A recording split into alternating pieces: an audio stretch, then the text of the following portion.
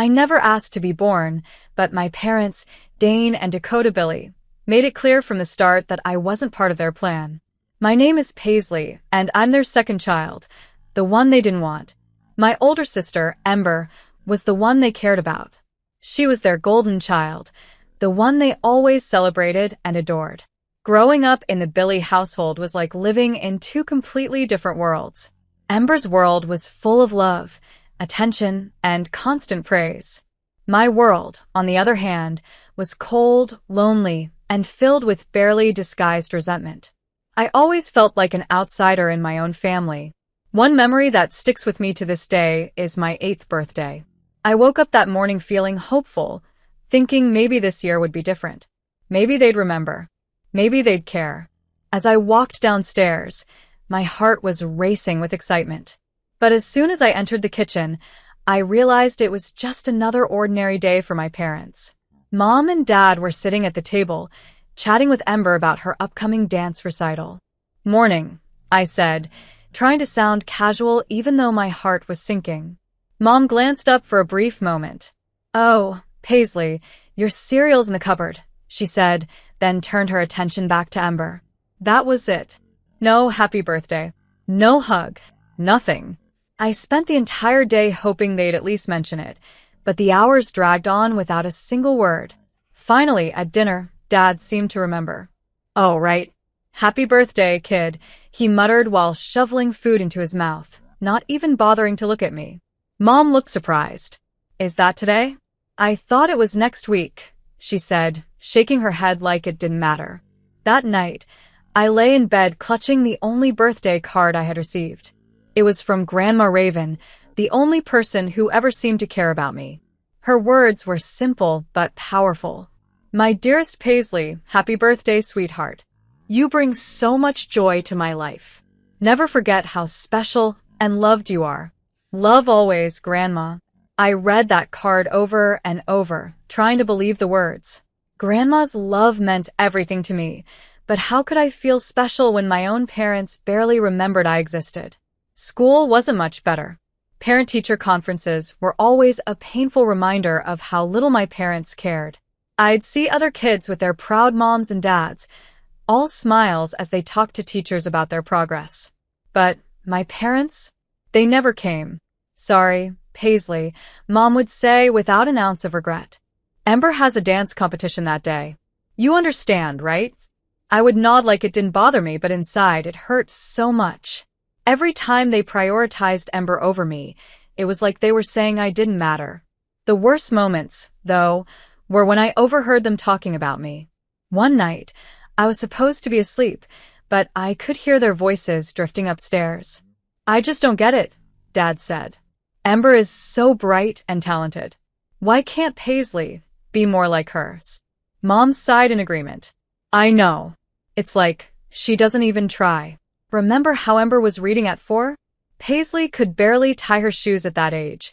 Their words cut deep, like tiny knives stabbing at my heart. It was a constant reminder that no matter what I did, I'd never be good enough for them.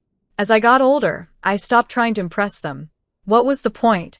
I became quiet and withdrawn, keeping to myself most of the time. The only person who truly saw me for who I was, who truly loved me, was Grandma Raven.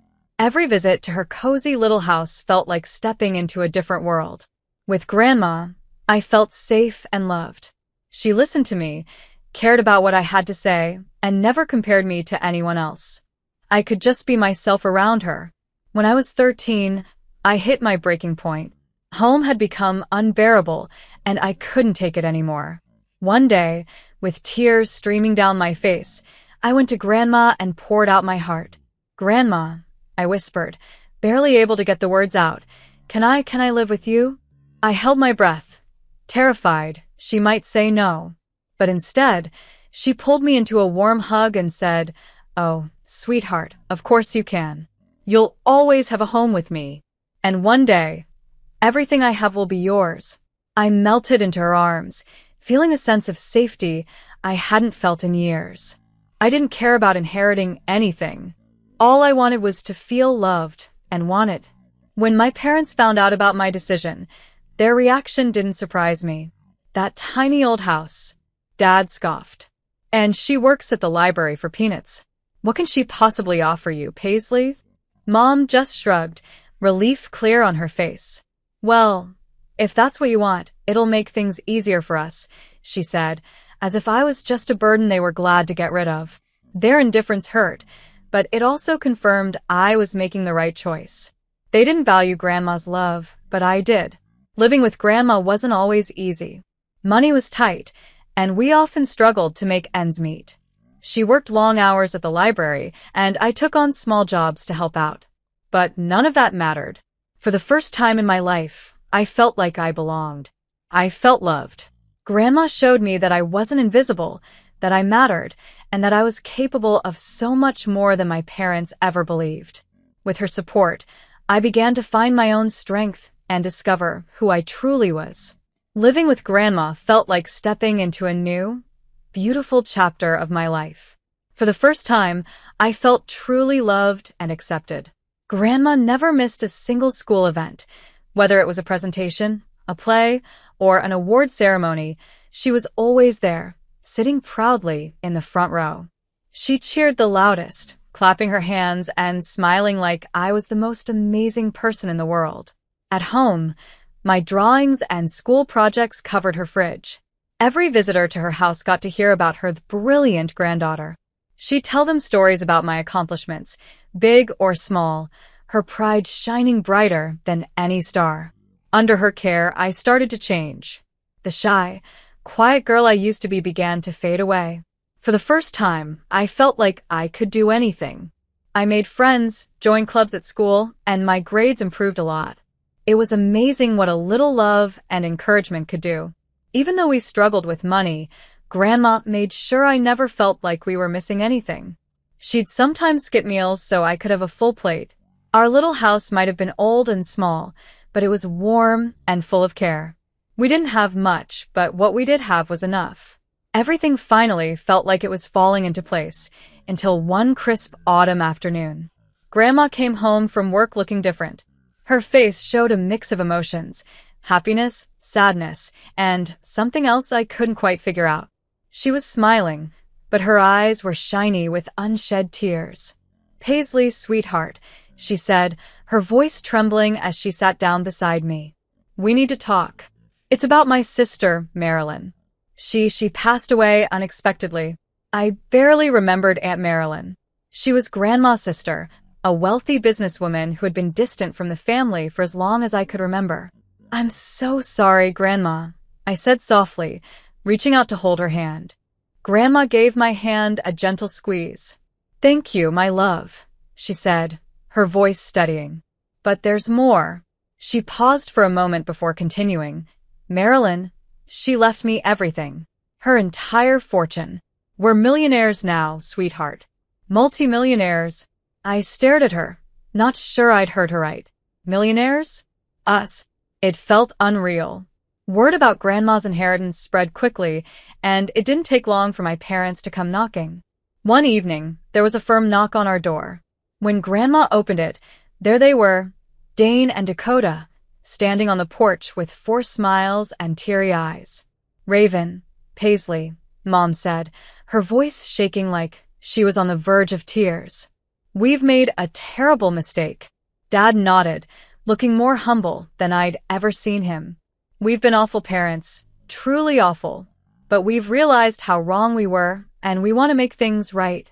I stood there frozen, staring at the two people who had ignored me for most of my life. Now they were standing here, begging for a second chance. "Please, Paisley," Mom said, reaching out toward me with trembling hands. "Come home.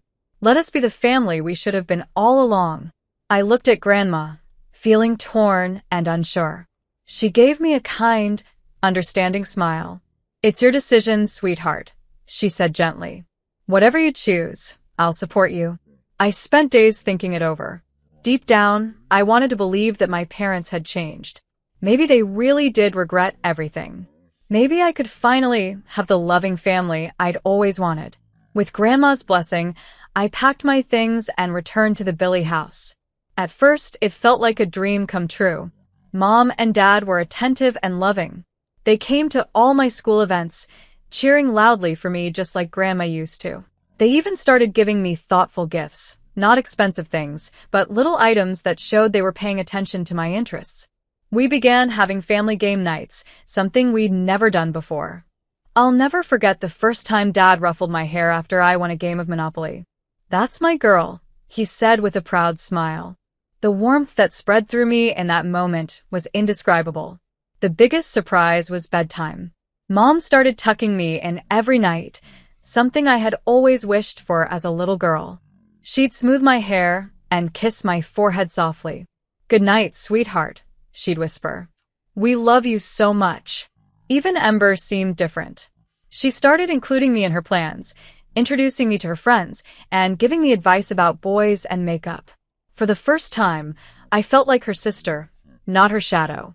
I wanted to believe it was all real, that my family had truly changed and finally saw me for who I was. But a small voice in the back of my mind whispered doubts. Why now? Why only after Grandma came into money?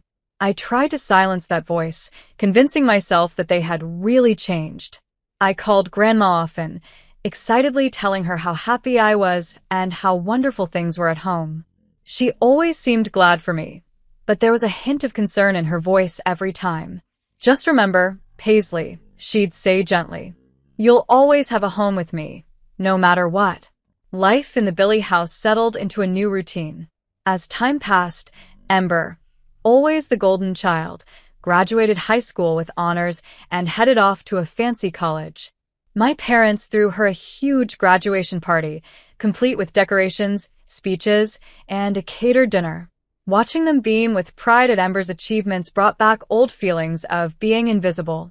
I couldn't help but wonder, had things really changed? Or was I just the backup child, the one they turned to because their golden girl had left the nest? Grandma's life had taken a wonderful turn. She moved into a beautiful new house and finally retired from her job at the library. As for me, things were looking better than ever. I was 19 now, doing well in school with a close group of friends. Life had become brighter, and to top it off, I had started dating Coulson, a sweet boy from my chemistry class. When he asked me out, I couldn't believe it. It felt like everything was finally falling into place. One Thursday evening, Coulson and I had planned to meet at the local diner for a date. I spent hours getting ready, nervously picking out outfits and redoing my makeup. My heart was racing with a mix of excitement and anticipation. When I got to the diner, I couldn't stop smiling. But after waiting for a while, my phone buzzed. I eagerly grabbed it, hoping it was Coulson saying he was on his way. Instead, the message read, "Sorry, Paisley. Something came up. Can't make it tonight." My heart sank, and the excitement I'd felt all day vanished. Disappointed, I left the diner and headed home earlier than I had planned. I used my key to quietly let myself in, not wanting to wake anyone since Mom and Dad probably thought I'd be out late. As I passed by Dad's study, I heard voices. I was about to call out and let them know I was home, but something in Mom's tone stopped me. She sounded frustrated, almost angry. "I don't know how much longer I can keep up this act," she said sharply. "I never wanted her in the first place, and pretending to love her is exhausting." Her words froze me in place. My heart started pounding in my chest. Pretending to love me? I felt my whole body go cold. Slowly, I took out my phone and hit the record button. I couldn't stop myself. I had to hear the rest. Dad's voice came next, low and calculating. "We just have to be patient. Once Mom passes, all the money will go to Paisley. If we play our cards right, we can convince her to share it with us. Just think about the life we could have." My stomach twisted, and I felt like I was going to be sick. Everything I had believed about my parents, their newfound love, their support, their warmth, was a lie. It had all been an act, carefully played out for Grandma's money. Tears welled up in my eyes as their cruel words replayed in my head. Every bedtime kiss, every proud smile, every kind word, it was all fake. My chest ached with betrayal as I realized the family I thought I had finally found didn't really exist. Unable to listen any longer, I turned and walked back to the front door. Taking a deep breath to steady myself, I opened it loudly and slammed it shut. "I'm home," I called out, forcing my voice to sound normal. Within moments, Mom and Dad appeared, their faces lighting up with what I now knew were fake smiles. "Paisley, sweetie, you're back early," Mom said, her brow furrowed with what I could now see was pretend concern. "Everything okay?" Dad added, his voice dripping with false sincerity. I wanted to scream at them, to call them out right then and there. But instead, I forced a weak smile. "Coulson canceled," I muttered. Something came up. Their reactions were flawless. Too flawless. Mom clicked her tongue sympathetically. "Oh, that's a shame, honey." Dad gave me a reassuring pat on the shoulder. "Don't worry. There'll be other dates." I had to fight the urge to pull away from his touch. That night, I lay in bed replaying their conversation in my head, their words cutting me all over again. By morning, I had made up my mind. I couldn't stay there anymore. I waited until both of their cars left the driveway. Then, I packed as quickly as I could, throwing clothes and precious keepsakes into my duffel bag. Without looking back, I left the house that had never felt like home and made my way to Grandma's. When I showed up at her doorstep, bags in hand, her eyes widened in shock. "Paisley, what's wrong, sweetheart?" she asked, pulling me inside. I couldn't hold it in any longer. All the emotions I had bottled up spilled out as I burst into tears. Between sobs, I managed to pull out my phone and play the recording. As Grandma listened, her expression changed from shock to disbelief, and finally to a deep anger I had never seen before. Those conniving, heartless, she stopped herself, taking a deep breath to calm down. Then, she looked at me with soft, loving eyes. "Don't you worry, honey. We'll give them a surprise they'll never forget." She pulled me into a tight hug, and for the first time since overhearing that awful conversation, I felt safe. By evening, my phone wouldn't stop buzzing. Mom, Dad, and even Ember were calling nonstop, leaving voicemails and sending texts. The messages were all the same: apologies, explanations, and pleas for me to come home. "Paisley, please, we're so sorry," Mom's voicemail said, her voice cracking. "We didn't mean it. It was just a misunderstanding. Come back," Dad's text read. "We can fix this. We're still your parents." Even Ember chimed in, sending me a long message about how much she missed me and how the family wasn't the same without me. But their words didn't move me anymore. I had seen the truth, and I knew their sudden concern wasn't out of love. It was out of fear of losing Grandma's fortune. Sitting in Grandma's warm, cozy living room, I realized that I didn't need their fake love or empty promises. I had Grandma, and that was more than enough. I ignored their calls and texts for as long as I could. My phone buzzed constantly, but I wasn't ready to face them. Finally, after what felt like hours of endless buzzing, I picked up. "Hello," I said coldly, keeping my voice steady. "Paisley." "Oh, thank God." Mom's frantic voice came through the line. "Where are you? We've been so worried." The irony of her words almost made me laugh. Worried about me? They hadn't cared for years. "I'm with Grandma," I replied calmly. "And we'd like to invite you over tomorrow for a family conversation." There was a long silence on the other end before Mom stammered. "Of course. We'll be there, Paisley." "Honey, whatever's wrong, we can fix it." I hung up before she could finish. Fix it? They had no idea what was about to happen. The next evening, tension hung thick in the air as the doorbell rang. Grandma gave my hand a reassuring squeeze before going to answer it. When she opened the door, my parents stepped inside, their faces plastered with fake concern. "Paisley, sweetheart," Mom began, reaching out to me with an overly warm smile. I took a step back, my expression unreadable. Confusion flickered across her face, but she quickly hid it. "Please have a seat," Grandma said firmly, gesturing to the dining room. Her voice was calm, but there was an edge of authority that made it clear she was in control. "We have a lot to discuss." As my parents sat down, I noticed Dad's eyes darting around the room, taking in the elegant furniture, expensive decor, and the signs of Grandma's newfound wealth. He cleared his throat uneasily. "What's this all about?" he asked, trying to sound casual. Is everything okay? Without a word, I placed my phone on the table and pressed play. The room was filled with the sound of their own voices, cold, calculating, and cruel. They spoke about manipulating me, waiting for Grandma to pass, and taking her money. Every word was like a knife, and I could see the color draining from their faces as they listened. When the recording ended, the silence was deafening. Mom's hand flew to her mouth, and Dad seemed to shrink in his chair. For a moment, they were too stunned to speak. Then, all at once, they started talking over each other, their voices a mess of excuses and apologies. Paisley, we didn't mean it. Mom cried. It was just a stupid mistake. Listen, we were under a lot of stress, Dad began, but his words sounded empty. Grandma raised her hand, silencing them. When she spoke, her voice trembled with disappointment and controlled anger. I truly believed you had changed, she said, her words slow and deliberate. I was even considering dividing my estate among all of you.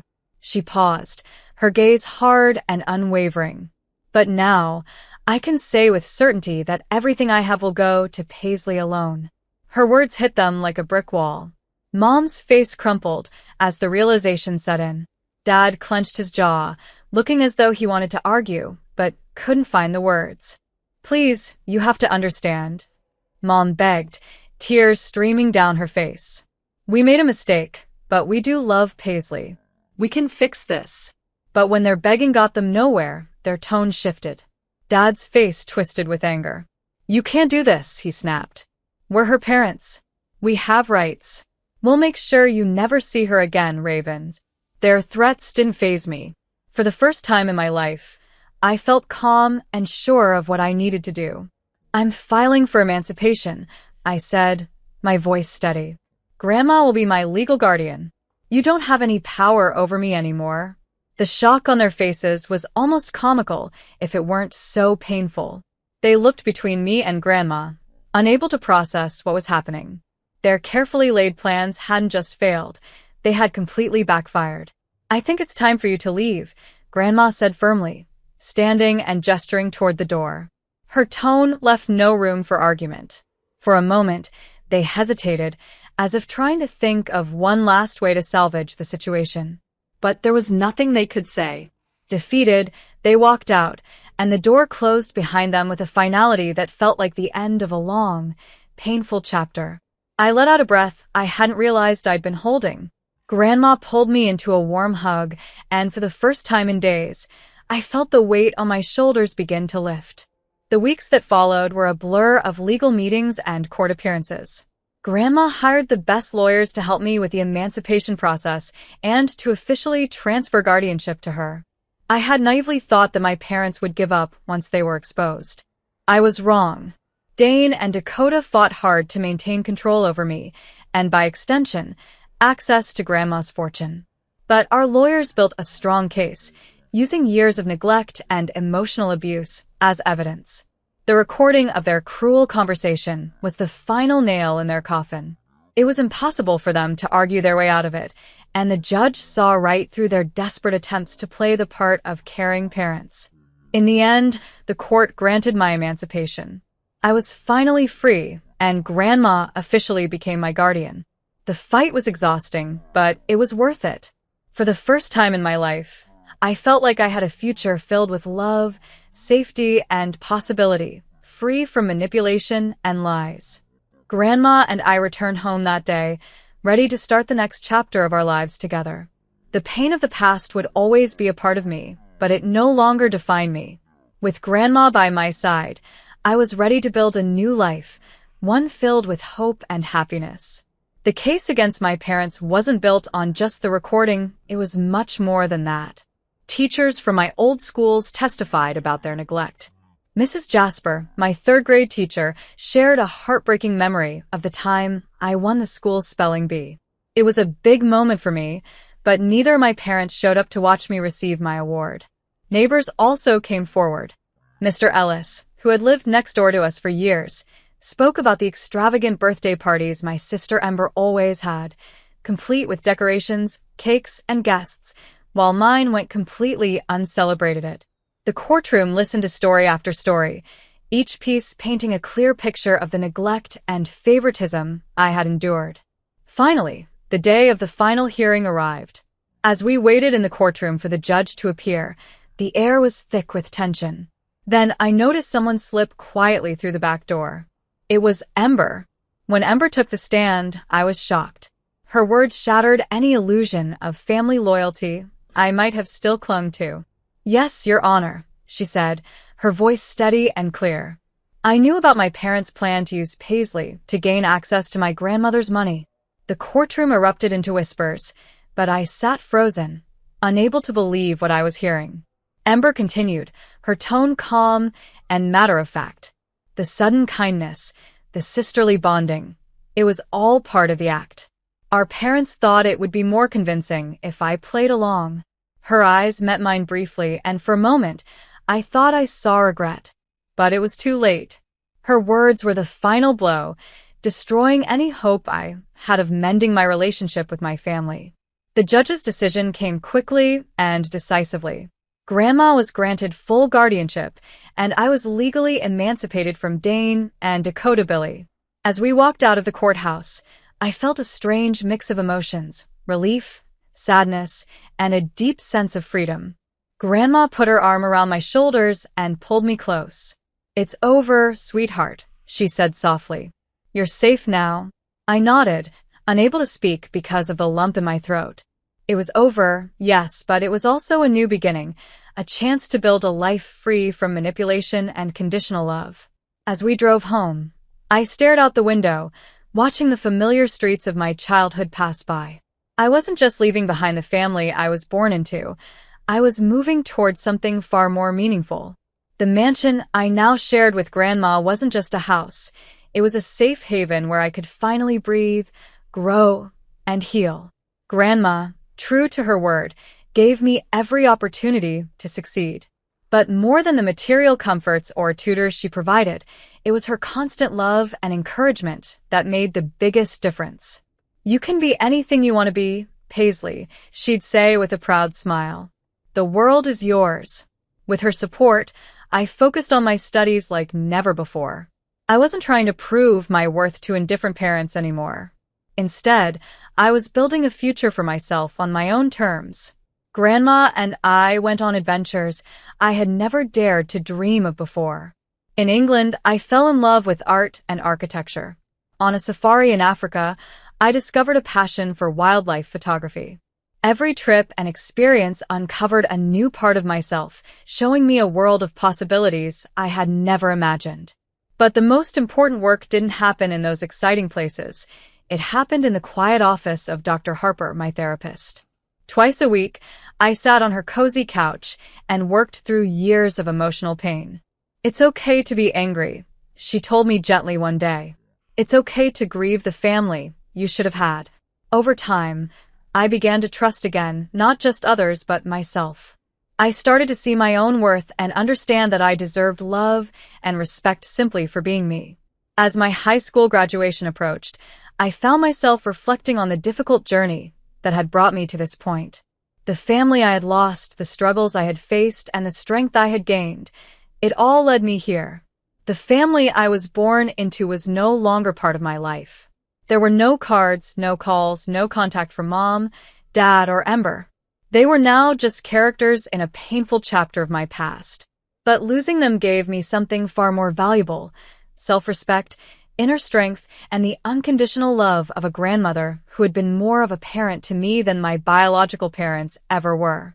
The night before graduation, Grandma and I sat on the patio, watching the sunset paint the sky in shades of orange and pink.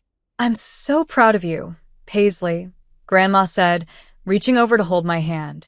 "You've been through so much, and look at you now. You're stronger and more beautiful than ever."